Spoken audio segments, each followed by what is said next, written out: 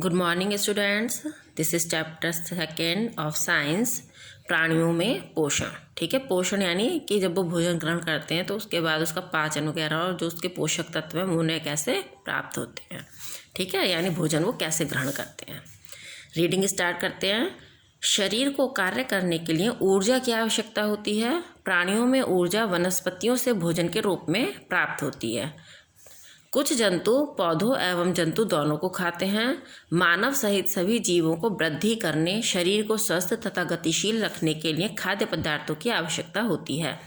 Carbohydrate जैसे कुछ संघटक जटिल पदार्थ हैं। अनेक जंतु इन जटिल पदार्थों का उपयोग सीधे इसी रूप में नहीं कर सकते, इसलिए इन्हें सरल पदार्थों में बदलना आवश्यक है। जटिल खाद्य पदार्थों का सरल पदार्थों में रूपांतरण होना या टूटना विखंडन कहलाता है। इसे पाचन कहते हैं।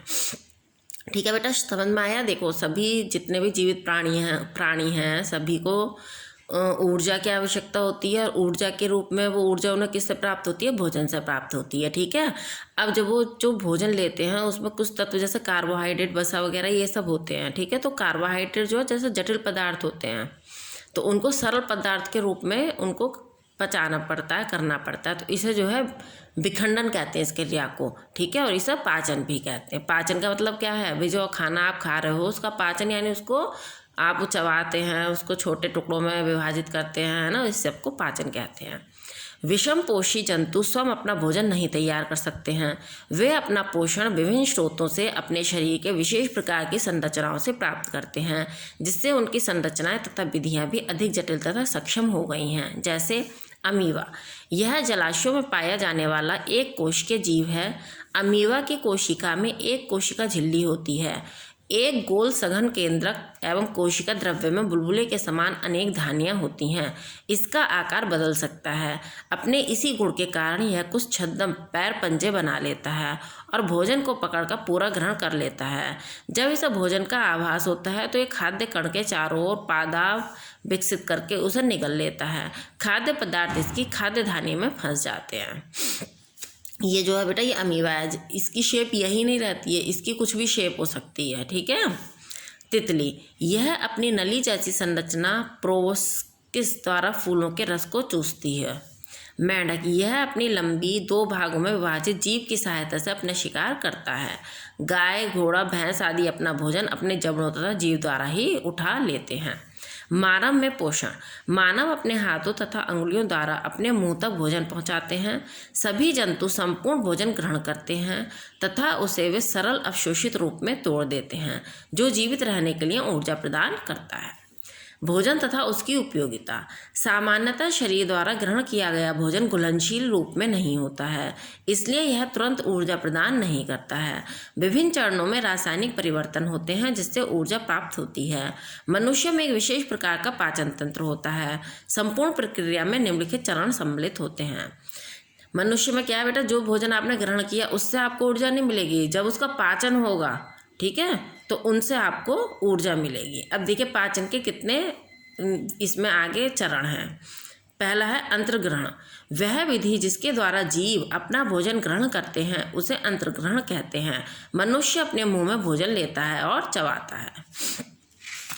आपको पता ही है क्योंकि आप भी मनुष्य हैं, और अपने खाना कहाँ लेते हैं? अपने मुंह में लेते हैं और उसको अपने दांतों से चबाते हैं। अब आपका आता है पाचन। भोजन के बड़े टुकड़ों को एंजाइमों की क्रिया द्वारा सरल पदार्थों में रासायनिक रूप से विभक्त होने की क्रिया को पाचन कहते हैं। पाचन क्रिया मुख में ही पाचक रस में विद्यमान एंजाइम्स की सहायता से आरंभ हो जाती है। ठीक है, आपके मुंह से ही पाचन क्रिया आरंभ हो जाती है। फिर आता है अवशोषण। वह क्रिया जिसके द्वारा कोशिकाएं पचे हुए भोजन को अवशोषित करती हैं अवशोषण कहलाती है। स्वांगीकरण, वह क्रिया जिसमें पचा भोजन शरीर की कोशिकाओं द्वारा ग्रहण किया जाता है और इसका उपयोग ऊर्जा की उत्पत्ति तथा वृद्धि में सहायक होता है, स्वांगीकरण कहलाती है। वहिक्षेपण, इस प्रक्रिया द्वारा अनुपयोगी तथा अवशोषित न होने वाले भोजन को शरीर से बाहर निकाल दिया जाता है। यह प्रक्रिया मलत्याग अथवा वहिक्षेपण कहलाती है। अब आता है मनुष्य में पाचन। मनुष्य विभिन्न प्रकार का भोजन ग्रहण करता है तथा अपने हाथों की सहायता से भोजन मुख में पहुंचाता है। अन्य किसी भी जंतु के समान मनुष्य में भी विभिन्न अंगों, ग्रंथियों तथा नलियों से निर्मित एक विशेष प्रकार का पाचन तंत्र होता है, जो उसकी सर्वोत्तम कार्य क्षमता के लिए बना है तथा आवश्यक स्थान पर स्थापित है। मुख जहाँ सर्वप्रथम भोजन पहुँचता है वह दांतों का समूह होता है जो भोजन को काटने, चीरने तथा चबाने में सहायता करता है। चबाते समय भोजन का विखंडन होता है, विखंडन यानी वो टूटता है, तथा लार ग्रंथियों द्वारा निकलने वाले जलीय रस जिसे लार कहते हैं के साथ मिल जाता है। यहाँ भोजन गीला हो जाता है तथा पाचन प्रक्रिया सर्वप्रथम यहीं से आरंभ हो जाती है। ठीक है, तो आपके मुख से ही पाचन क्रिया आरंभ हो जाती है। इसके बाद आते हैं दांत। मनुष्य के जीवन काल में दांत 2 बार आते हैं। 20 दांतों के प्रथम सेट को दूध के दांत कहते हैं जो एक एक करके टूट जाते हैं तथा उनके स्थान पर 32 स्थायी दांत आ जाते हैं जो जीवन पर्यंत रहते हैं। ये अपने कार्यों के अनुरूप विभिन्न आकृतियों के होते हैं। ये निम्नलिखित प्रकार के होते हैं। पहला होता है कृंतक। ये सर्वप्रथम दिखाई देते हैं। ये काटने तथा तोड़ने में सहायता करते हैं। प्रत्येक जबड़े में इनकी संख्या 4 होती है। रदनक। प्रत्येक कृंतक के पीछे एक रदनक होता है, अर्थात एक जबड़े में 2 रदनक होते हैं। ये नुकीले होते हैं तथा चीरने में सहायक होते हैं। फिर आता है अग्रचवर्णक। यह चौड़े तथा समतल सतह वाले होते हैं। इनके द्वारा भोजन को चबाया तथा पीसा जाता है। प्रत्येक जबड़े में 4 अग्रचवर्णक होते हैं। फिर आता है आपका चवर्णक। यह भोजन को पीसने तथा तोड़ने के लिए होते हैं। इनकी संख्या 6 होती है। दांतों की बनावट। प्रत्येक दांत में 3 भाग देखे जा सकते हैं। पहला होता है जड़। दांत का वह भाग जो मसूड़ों में अंतः स्थापित होता है। ठीक है, जो मसूड़ों के अंदर स्थापित है वो जड़ हो गई उसकी। फिर आता है शिर। यह मसूड़ों के बाहर दांत का ऊपर का भाग होता है। फिर आता है कंठ। दांत का जड़ एवं शिर के बीच का भाग होता है। दांतों की देखभाल। स्वस्थ दांतों का रंग सफ़ेद होता है एवं स्वस्थ मस्तूणों का गुलाबी। फिर यदि दांतों की उचित देखभाल न की जाए तो अपनी सफ़ेदी तथा शक्ति खो सकते हैं। दांतों में इनेमल तथा डेंटिन आदि पदार्थ होते हैं। यह मृत्यु के उपरांत भी सुरक्षित रहते हैं।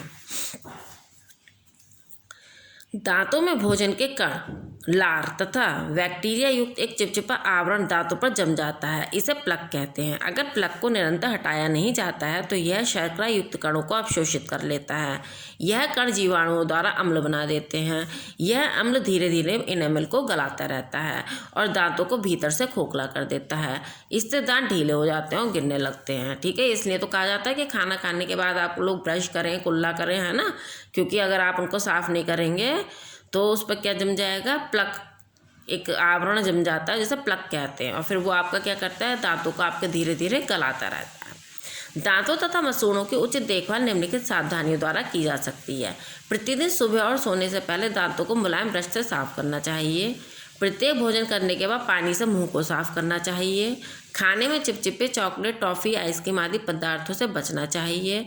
सब्जियां तथा फलों जैसे खट्टे फल, गाजर, मूली, ताजे फल, कच्ची सब्जियां आदि का अधिक सेवन करना चाहिए। अब आता है आपका पाचन तंत्र। हमारा शरीर अंतर्ग्रहित भोजन का उपयोग ज्यों क्या त्यों नहीं कर सकता। ठीक है, जैसा आपने भोजन खाया उसको नहीं ऐसे ग्रहण करेगा वो। भोजन को उपयोगी बनाने के लिए भोजन को विलय तथा सरल अणुओं में विभक्त करना आवश्यक है।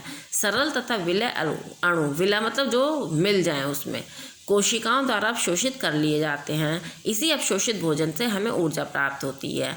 पाचन क्रिया में विविध चरण होते हैं जो पाचन तंत्र द्वारा निष्पन्न होते हैं। पाचन तंत्र में मुख, ग्रासनली, आमाशय, छोटी आंत, बड़ी आंत, यकृत, पित्ताशय, अग्नाशय तथा गुहा प्रमुख अंग होते हैं। ग्रासनली से गुहा तक का पाचन तंत्र आहार नाल कहलाता है। पाचन तंत्र के विभिन्न अंगों का कार्य निम्नलिखित है। ठीक है, अब हम देखते हैं। ये फोटो है बेटा, इसमें आप देख लेंगे कि कहाँ मुख गुहा है, मुख है, ये सब इसमें दिया हुआ है, ये आप अपने आप देखेंगे बुक में। फिर आता है मुख। जैसे ही हम भोजन को अपने दांतों से बचाना आरंभ करते हैं वैसे ही पाचन शुरू हो जाता है। यहाँ पे दांतों से चबाना है, बचाना की जगह। ठीक है, दांतों से चबाना आरंभ करते हैं वैसे ही पाचन शुरू हो जाता है। मुख में उपस्थित अन्य अंग, जीभ और लार ग्रंथियाँ लार श्रावित करती हैं जो चबाए भोजन से मिलकर भोजन की लुगदी बनाती हैं जिससे भोजन निगलने में सहायता मिलती है। जीभ लार को भोजन के साथ मिलाने में सहायता करती है। लार भोजन में उपस्थित मंड को माल्टोज में बदलती है। अब आता जीभ। जीभ हमारे मुख का महत्वपूर्ण भाग है। यह मुख के भीतर मांसपेशीय अंग है। यह आहार खाने में सहायता प्रदान करती है। यह चबाते समय भोजन को घुमाने में सहायता करती है तथा लार को भोजन के साथ मिलाने और उसे निगलने में सहायता करती है।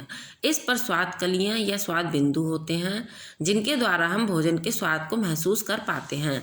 जीभ की सहायता से ही हम बोलने में सक्षम हो पाते हैं। ठीक है, आपको आ गया ना जीभ के कार्य समझ में। अब आपका आता है ग्रास नली।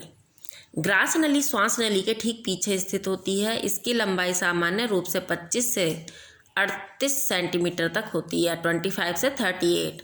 इसका निर्माण कुछ गोल छल्लेदार पेशियों से होता है। यह एक मांसल नली है जो मुख को उदर से जोड़ती है। जैसे ही भोजन इस नली के निकट पहुंचता है वैसे ही इस भाग की पेशियों में एक प्रकार का खिंचाव होता है तथा अन्न नालिका का मुंह खुल जाता है। ठीक है, अन्य है यहाँ पर, अन्य नलिका का मुंह खुल जाता है। सॉरी, अन्न ही है बेटा, है ना, जिससे हम भोजन खाते हैं वही। नालिका में भोजन पहुँचने के बाद यहाँ पेशियों द्वारा एक प्रकार की गति प्रारंभ हो जाती है। इस गति में पेशियों के संकुचन तथा प्रसार की क्रियाएं होती हैं। इन क्रियाओं द्वारा भोजन क्रमशः आगे की ओर सरकने लगता है तथा कुछ कुछ बारीक भी होता रहता है। ठीक है, अब आता है हमारा आमाशय। आमाशय की संरचना पेशियों से निर्मित जे आकृति के थैले के समान होती है। यह है आमाशय आपका। ठीक है, आमाशय की पेशियां आमाशय भित्ति में ग्रंथियों द्वारा अंतःस्रावित जठर रस को भोजन के साथ मथती हैं। अधिकतम भोजन आमाशय में ही पच जाता है। भोजन की अर्ध ठोस ले छोटी आंत में चली जाती है।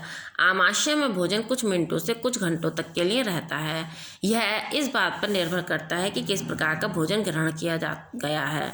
पेशियों की संकुचन तथा उदर की कोशिकाओं द्वारा रिसने वाले रस से विशेषतः प्रोटीन के पाचन में सहायता प्राप्त होती है।